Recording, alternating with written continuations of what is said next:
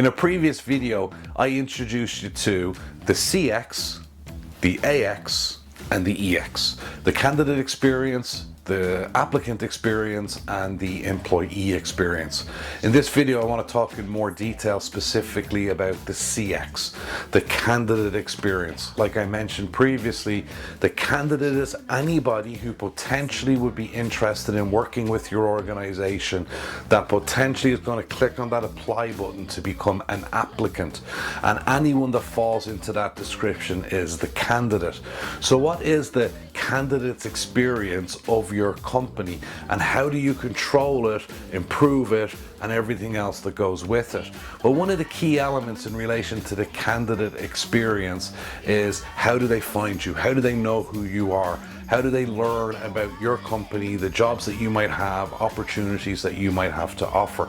So this is part of the candidate's experience, whether it be through Facebook, LinkedIn, Instagram, TikTok, whatever it might happen to be.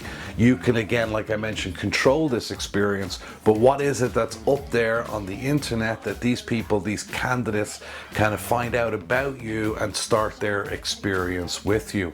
Another key element of the candidate experience is how they actually become an applicant. So you could have posted, for example, a job on Indeed, a job ad on Facebook, on anywhere basically, and someone clicks on that apply now button. What happens next, okay? And this is one of the key elements to the candidate experience. So when they come into this applying process, they don't become an applicant until they've completed that application form. So what happens to them when they click apply?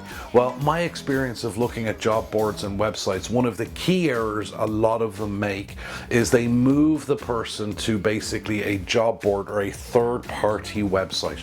So it's not your website, and this is a huge mistake. You might think it's something that's creating a more simpler application process because their data might already be on that job board, but trust me, it's not. You have now lost control of the application process.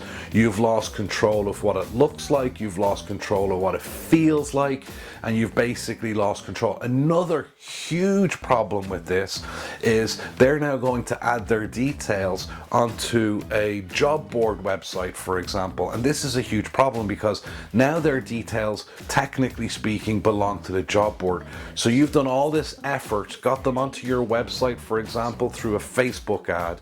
They clicked on apply in a Facebook ad, ended up on your website, saw the jobs on your website, clicked apply, and now you've pulled them over to a job board, like I said, where you've totally lost control. But that job board now is going to ask them for their details, and the job board owns their details. If you kept them on your website, you would own their details.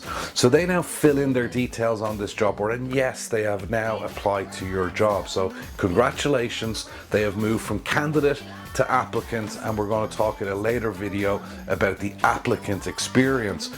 But they've also turned into an applicant for that job board, who are now going to take them through their applicant experience, okay? So for example, they might start receiving daily emails of very similar jobs to the job that they've applied for with you.